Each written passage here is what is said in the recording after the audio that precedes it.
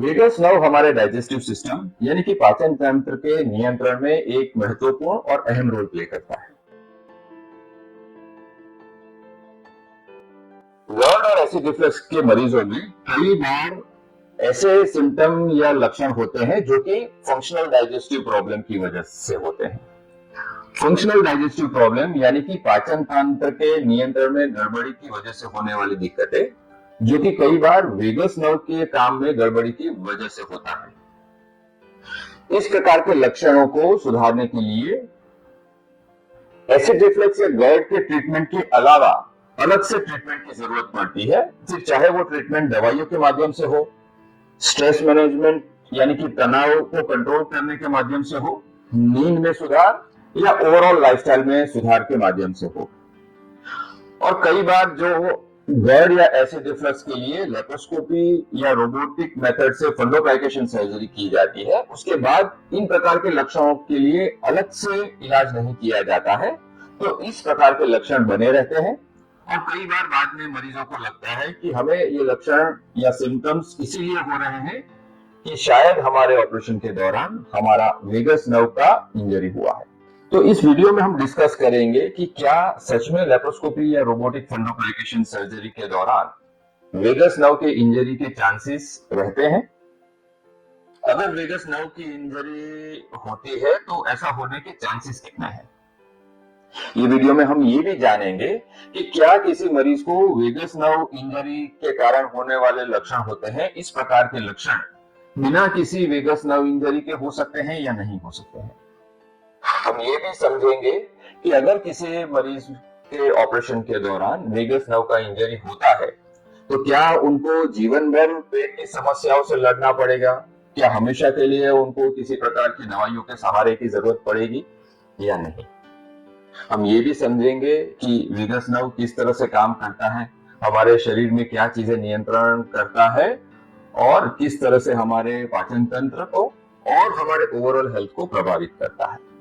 और आखिरी में हम डिस्कस करेंगे कुछ तरीके, कुछ मेथड्स, जिससे कि हम हमारे वेगस नर्व के कामकाज को बूस्ट कर सके, उसको और बेहतर और सुधार सके।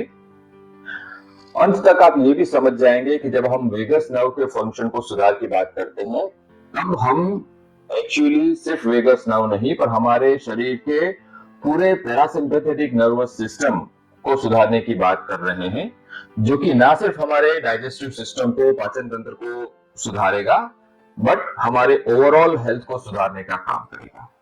तो ये सारी चीज अच्छे से समझने के लिए और जानने के लिए हमारे साथ बने रहे ये वीडियो के अंत तक।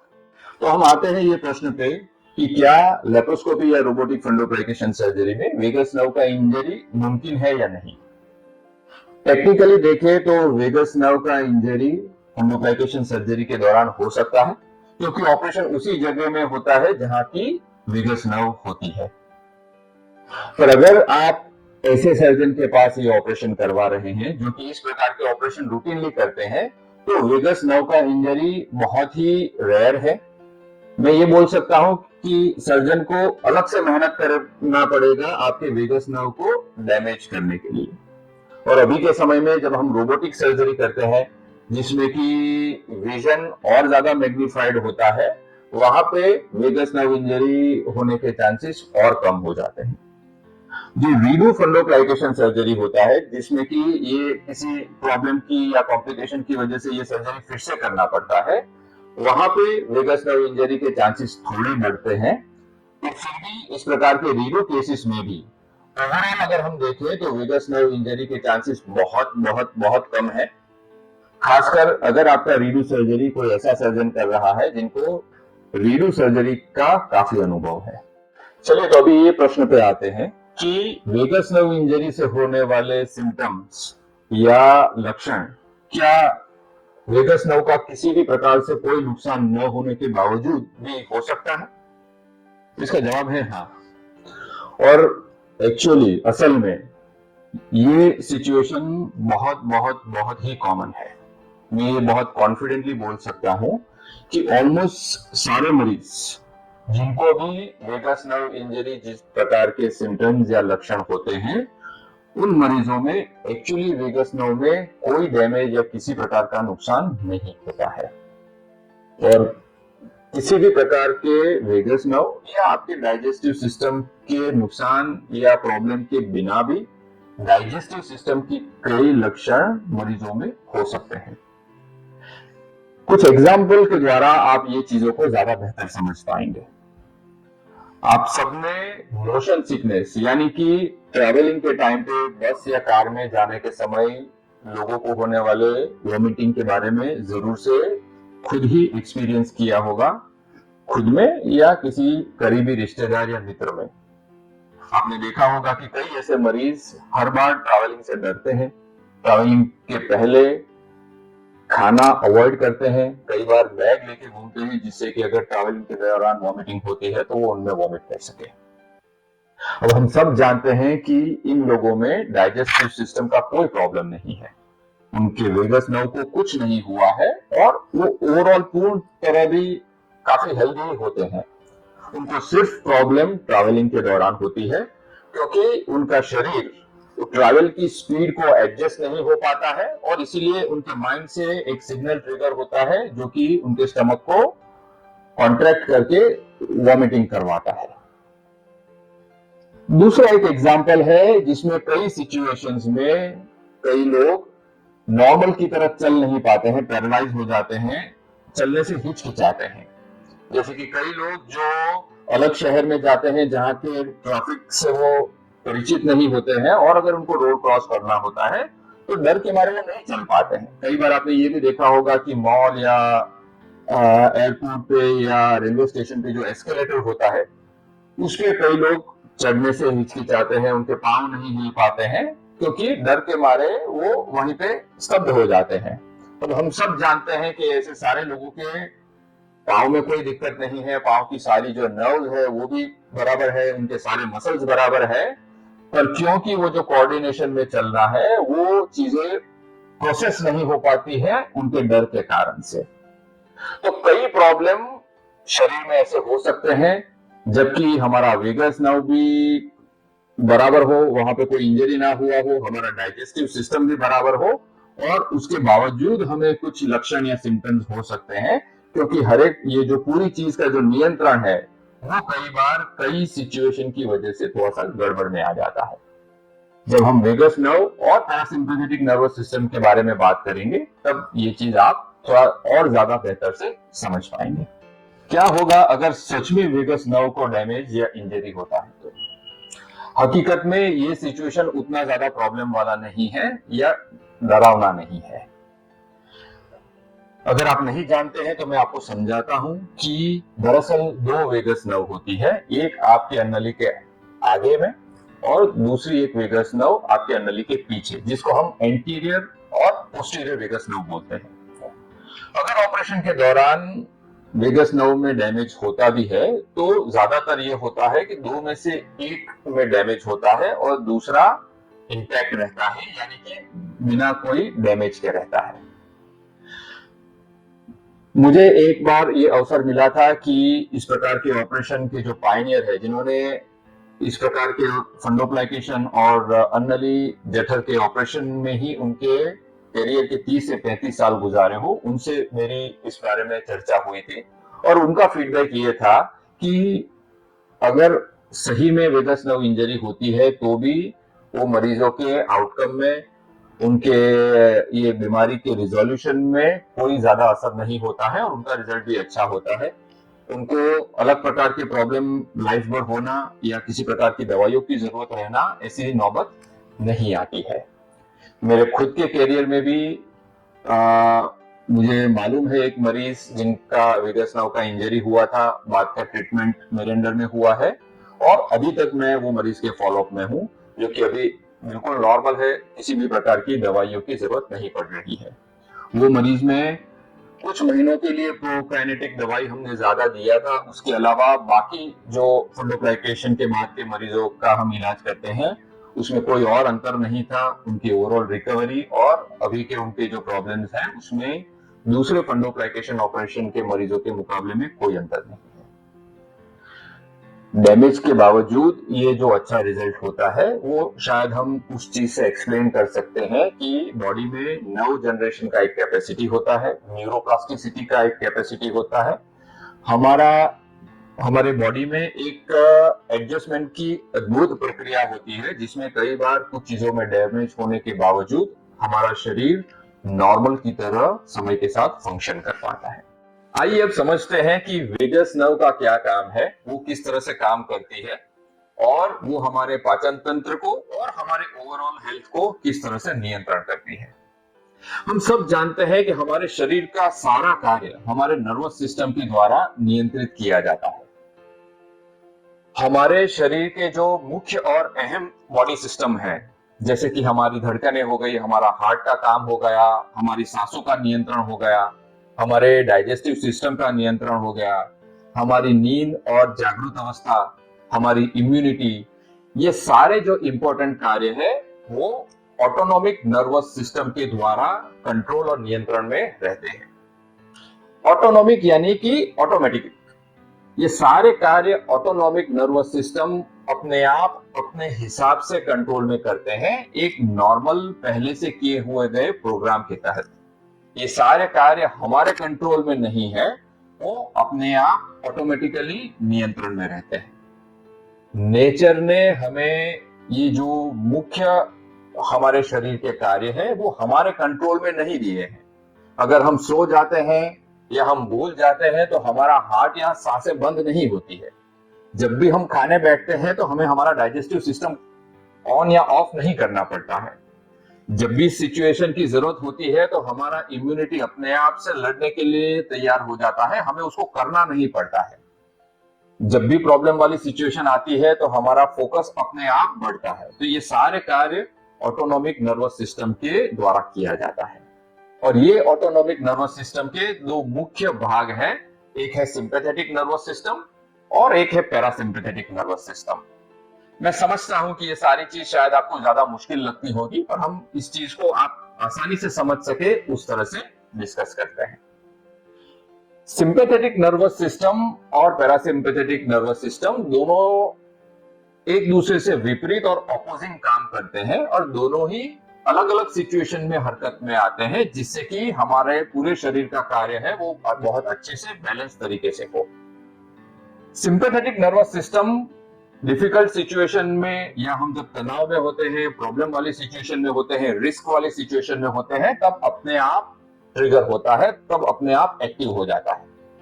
वो डिफिकल्ट सिचुएशन से हम लड़ सके, उसको टैकल कर सके, उसके लिए नेचर ने हमें दिया हुआ है। सिंपैथेटिक नर्वस सिस्टम के काम को फाइट, फ्लाइट और फ्रीज मोड से समझा जा सकता है।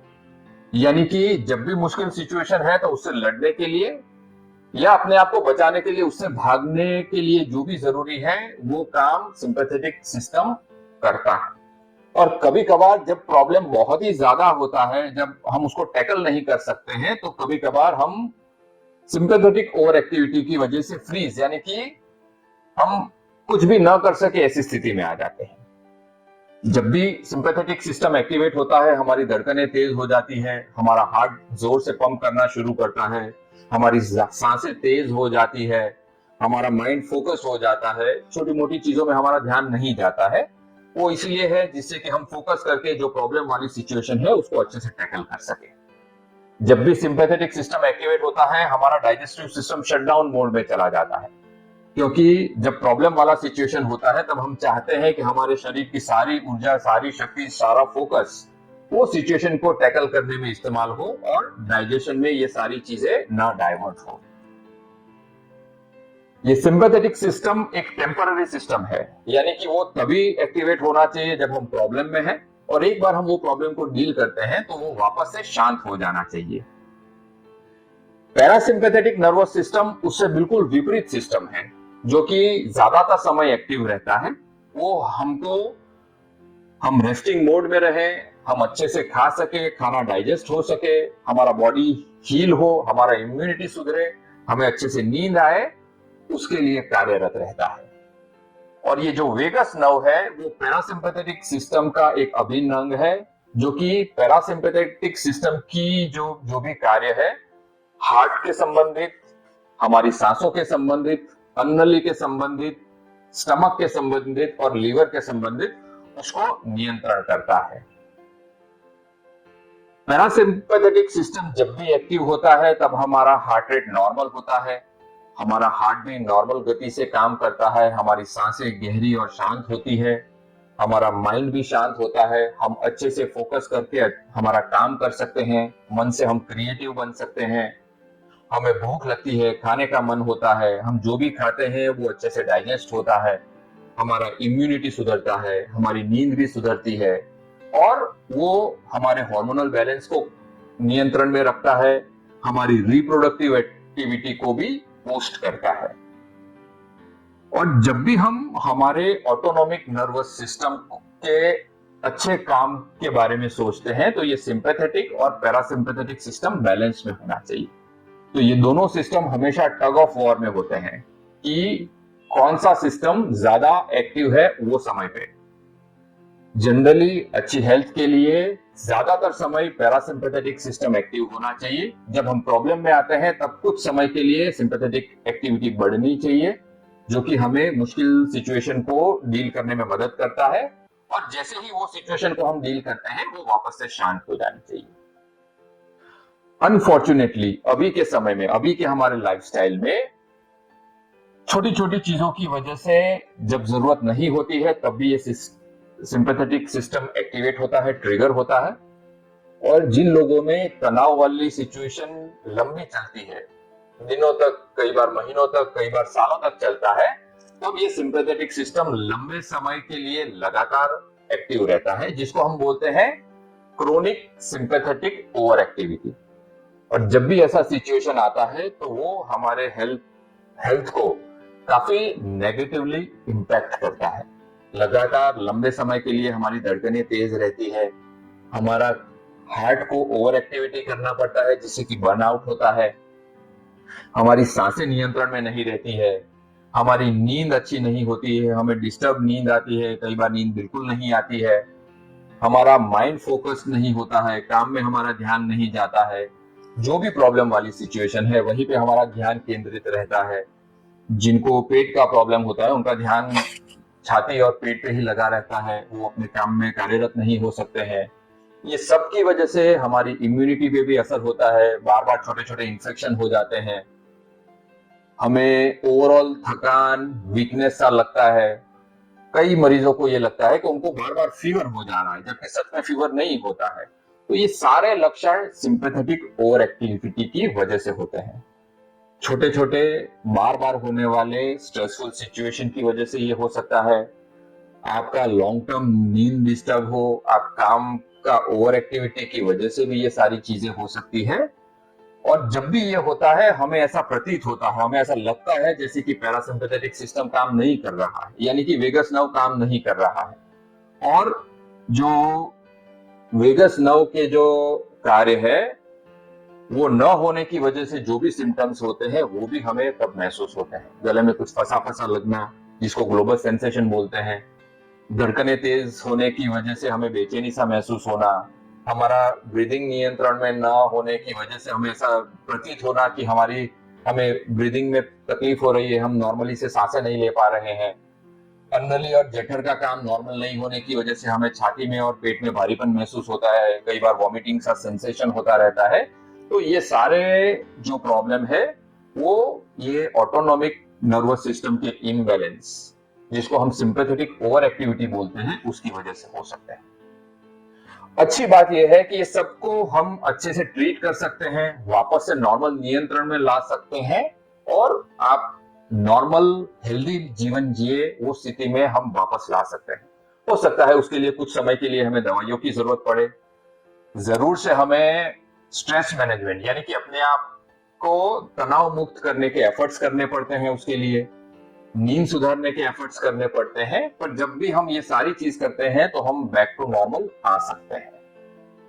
एक नेगेटिव चीज या कंफ्यूजिंग चीज ये है कि मन का तनाव, सिंपैथेटिक ओवर एक्टिविटी और डाइजेस्टिव प्रॉब्लम दोनों ही एक दूसरे को बढ़ाते हैं। यानी कि जिन्हीं मरीज को पेट का प्रॉब्लम लंबे समय से होता है, वो प्रॉब्लम की वजह से वो तनाव में रहते हैं, उनका सिंपैथेटिक ओवर एक्टिविटी होता है और उसकी वजह से उनके पेट के प्रॉब्लम और बढ़ते रहते हैं। तो ये जो विशियस साइकिल होता है उसको हमें तोड़ने की जरूरत रहती है और उसको तोड़ने के लिए इस बीमारी को, ये तनाव की वजह से होने वाले ये जो सिंपैथेटिक ओवर एक्टिविटी को समझना बहुत ही आवश्यक है।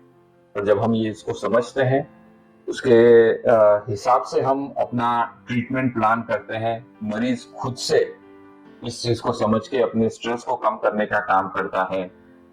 पैरासिम्पैथेटिक सिस्टम यानी कि वेगस नर्व को सुधारने का काम करता है, तब सारी चीज नॉर्मल होती है। चलिए अब हम आते हैं ये वीडियो के आखिरी और सबसे महत्वपूर्ण पार्ट पे, जहां पे हम समझते हैं कि वेगस नर्व के काम को सुधारने के लिए यानी कि पैरासिम्पैथेटिक नर्वस सिस्टम के काम को सुधारने के लिए हम क्या कर सकते हैं, जिससे कि हमारे ऑटोनॉमिक नर्वस सिस्टम का बैलेंस सही हो, जहां पे हमारा डाइजेशन प्रॉपर रहे, डाइजेस्टिव सिस्टम नियंत्रण में रहे, हमारा इम्यूनिटी सुधरे, हमारा ओवरऑल हेल्थ सुधरे, हमारी नींद सुधरे। ये सब के लिए हम क्या कर सकते हैं? तो कुछ चीजें ऐसी हैं जो हमारी लाइफस्टाइल में अगर हम नियमित तौर पे जोड़ते हैं, लगातार करते रहते हैं, तो ये हमारे ओवरऑल हेल्थ को, डाइजेशन को और ये ऑटोनॉमिक नर्वस सिस्टम को ज्यादा बेहतर नियंत्रण में, बैलेंस में रखता है।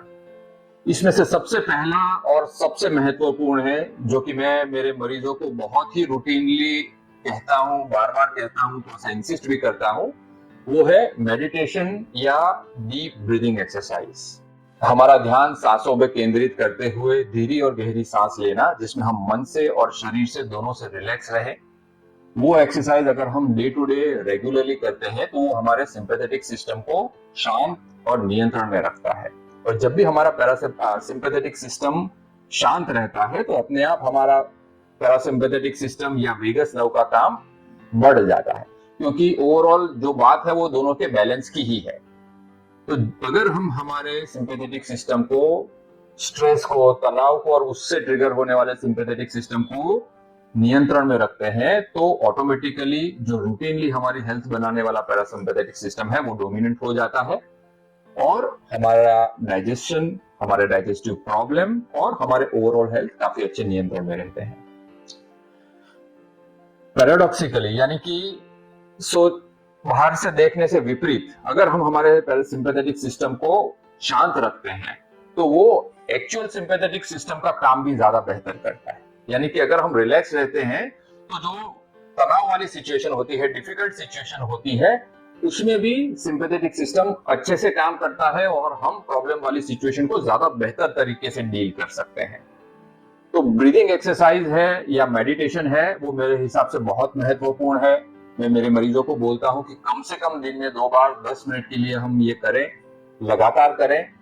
और पेशेंट्स के डाइजेस्टिव प्रॉब्लम पूरी तरह से कंट्रोल में आ जाते हैं, सारी दवाइयां बंद हो जाती है। उसके बावजूद मैं मरीजों को बोलता हूं कि ये आपको हमेशा से करते रहना चाहिए, क्योंकि डाइजेशन रिलेटेड प्रॉब्लम्स रिकरिंग होते हैं, यानी कि कई बार बीच बीच में वापस होते रहते हैं। अगर आप ये नियमित रूप से करते हैं तो ये बीच बीच में फिर से प्रॉब्लम बढ़ना, कम होना, वो आप नियंत्रण में रख सकते हैं, कंट्रोल में रख सकते हैं।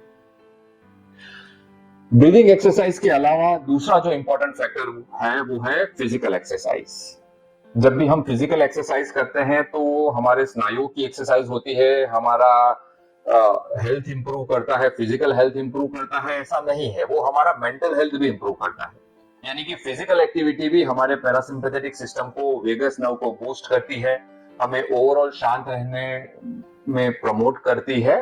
और इसीलिए फिजिकल एक्टिविटी के लिए भी हमारी एडवाइस है कि कम से कम हमें 20 से 30 मिनट का समय, जो लो ग्रेड एक्टिविटी है जैसे कि वॉकिंग, कम से कम हमें उतना करना चाहिए। और मुझे लगता है कि ज्यादातर लोग उनकी दूसरी बीमारियां और एज के साथ में भी कम से कम आधे घंटे का वॉकिंग अपने लाइफ में जोड़ सकते हैं, जो कि डाइजेस्टिव सिस्टम और ओवरऑल हेल्थ को इंप्रूव करने में मदद करता है। तीसरा इंपॉर्टेंट टास्क है जो आप कर सकते हैं, वो है exposure to nature. Sun exposure रखिए, थोड़ा सा धूप में टहले, बगीचे में, फॉरेस्ट में, जहां पे नेचुरल बर्ड्स के साउंड है, ऐसे वातावरण में आप कुछ समय बिताएं। वो भी ओवरऑल आपके सिंपैथेटिक सिस्टम को शांत करके वेगस नर्व को प्रमोट करने का काम करता है। एक शांत और अच्छा म्यूजिक, वो भी यही काम करता है। ये भी आप फ्रिक्वेंटली इस्तेमाल कर सकते हैं अपनी ओवरऑल हेल्थ को सुधारने में। और आखिरी है ठंडे पानी में नहाना, इमर्शन इन कोल्ड वाटर। इससे ज्यादा प्रैक्टिकल है कि आप ऑल्टरनेटिव गर्म और ठंडे पानी से नहाएं। जब भी आप ये करते हैं, आप अपने बॉडी को एडेप्ट करने का ट्रेन कर रहे हैं, जिससे कि हमारा बॉडी विपरीत परिस्थितियों को बहुत ज्यादा स्ट्रांगली रिएक्ट नहीं करता है। यानी कि आपका जो सिंपैथेटिक सिस्टम है वो नियंत्रण में रहता है, जरूरत के समय पे वो एक्टिवेट होता है, और छोटी छोटी जो हमारी एडजस्टमेंट वाले फेज होते हैं उसमें वो एक्टिवेट होके आपको प्रॉब्लम ना करे। उसके लिए हम हमारे सिस्टम को ट्रेन कर सकते हैं ऑल्टरनेटिव गर्म और ठंडे पानी के बाथ से। तो जब भी आप नहाने जाते हैं, आप रूटीन में ये कर सकते हैं कि आप गर्म और ठंडे पानी से ऑल्टरनेटिव नहाएं। तो ये कुछ चीजें हैं जो आप रूटीनली कर सकते हैं। मेरे हिसाब से अगर आपको पेट का प्रॉब्लम है, लंबे समय से है, बार बार होता रहता है, तो वीडियो के आखिर में जो 5-6 चीजें हमने डिस्कस की है, जो आप रूटीन तौर पे कर सकते हैं, जिससे कि आपका ऑटोनॉमिक नर्वस सिस्टम बैलेंस में रहे, आपका डाइजेशन बैलेंस में रहे, आपका इम्यूनिटी बैलेंस में रहे, नींद अच्छा हो, ओवरऑल हेल्थ इंप्रूव हो, आप एनर्जेटिक फील करें, एक्टिव फील करें, और उसमें ये मदद करेगा। तो आशा रखता हूं कि वीडियो के माध्यम से मैं आपके कुछ प्रॉब्लम्स को सुधारने में गाइड कर पाया हूं, आपको कुछ डायरेक्शन दे पाया हूं। और मुझे ऐसा लगता है कि जो आखिरी की चीजें जो मैंने बताई है, आपके वेगस नर्व को सुधारने की जो एक्टिविटीज है, वो अगर आप नियमित रूप से करते हैं तो निश्चित तौर पे आपको डाइजेशन के प्रॉब्लम में काफी मदद मिलेगी और आपके ओवरऑल हेल्थ में भी मदद मिलेगी।